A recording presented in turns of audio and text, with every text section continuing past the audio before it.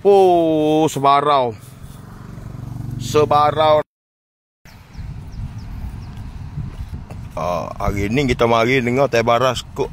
Tebare kok sebelah sana. Macam itu. Kita tengok apakah hasilnya.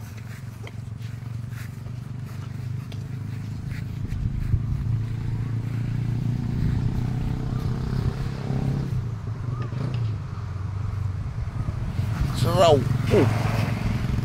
Cantik ke sahabat. Anak anjing bauan tu.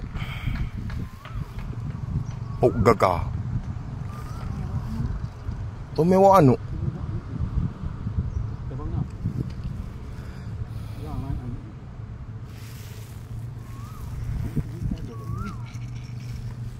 Oh, boleh ni tu mewah anu ke sahabat.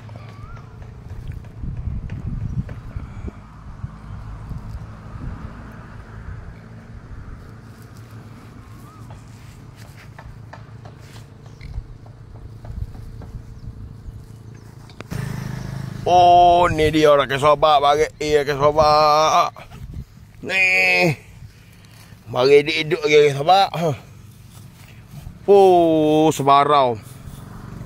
Sebarau orang ke sobat. Meme padu-padu mantap ah. Oh, abening meme jalo, meme padu-padu mantap ah. Oh.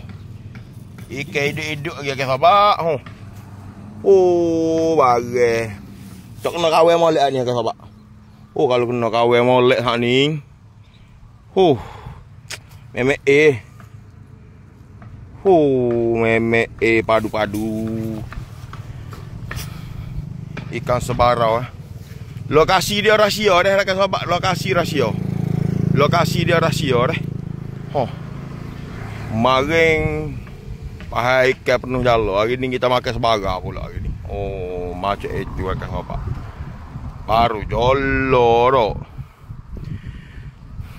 Hari ni kita pakai ke sungai pula. Oh, sebagai jadi ke sebab panah. Kita tak patut duduk sikit. Oh. Bagai saih padu-padu mantap ke sebab. Oh, emek ya. Oh, ni bagi hak ngak jalo digit belah lek ni. Ke sebab. Oh, ni hak sebelah lek ni. Udah tak ada eh. Wan tak nampak tanda dia habis. Jalur ni sikit. Ya sepatutnya kena ada jalur dia ni. Sikit.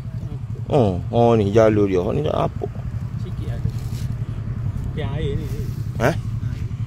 Kalau mejah kok gate lagi sedap ni. Ikan mai pada depan ni.